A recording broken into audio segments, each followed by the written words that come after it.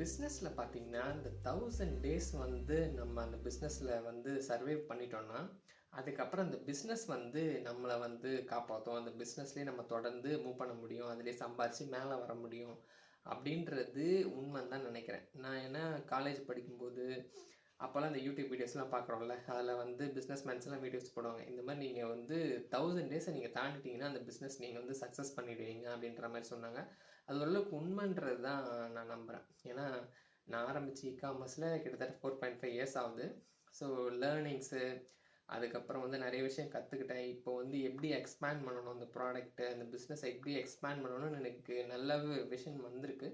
So அதுக்கு வந்து நம்மளுக்கு டைம் எடுக்குது கத்துக்கிறதுக்கு. எங்க போய் கத்துக்கணும்? புதுசா இருக்கிறதுனால, நம்ம எங்க போய் கத்துக்கணும்னும் தெரியாது. அதையும் நம்ம தேட வேண்டியதா இருக்கும்.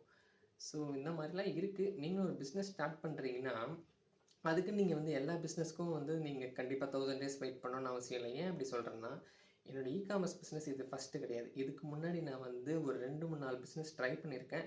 மேஜர் ஃபெயிலியர்லாம் கிடையாது. என்னோட டைம் வேஸ்ட் ஆயிருக்கு. அதில வந்து மிஞ்சி போனா ஒரு 20,000 10,000 அந்த மாரி லாஸஸ்லாம் இருந்திருக்கு. ஒரு பிசினஸ் வந்து நான் நல்லாவே சக்சீட் பண்ணேன். ஆனா வந்து அந்த பிசினஸ் வந்து எனக்கு சூட்டபிளான பிசினஸ் இல்லன்ட்டு நான் ஒரு 1.5 இயர்ஸ்க்கு அப்புறம் தான் அத புரிஞ்சுக்கிட்டேன். ஸோ அதுக்கப்புறம் நான் அந்த பிஸ்னஸ் ஸ்டாப் பண்ணிவிட்டு இப்போ ஃபுல் டைம் இ-காமர்ஸ் பண்ணிகிட்டு இருக்கேன். இதில் நல்லாவே பண்ணிகிட்டு இருக்கேன். நல்லாவே போயிட்டுருக்கு. இப்போ நான் வந்து நல்லா ஃபாஸ்ட்டாக க்ரோ பண்ணுறதுக்கு ட்ரை பண்ணிகிட்டு இருக்கேன். அமௌண்ட்ஸ் எல்லாம் அரேஞ்ச் பண்ணிகிட்டு இருக்கேன். நல்லாவே இருக்குது. நீங்களும் ஒரு பிஸ்னஸ் ஆரம்பிக்கிறீங்க.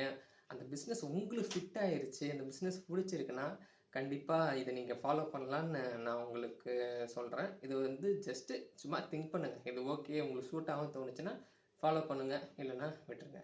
இந்த வீடியோ உங்களுக்கு இன்ட்ரெஸ்டிங்கா இருந்திருக்கும்னு நினைக்கிறேன். இந்தியா இ-காமர்ஸ்க்கு சப்ஸ்கிரைப் பண்ணிக்கோங்க. உங்கள அடுத்த வீடியோல சந்திக்கிறேன்.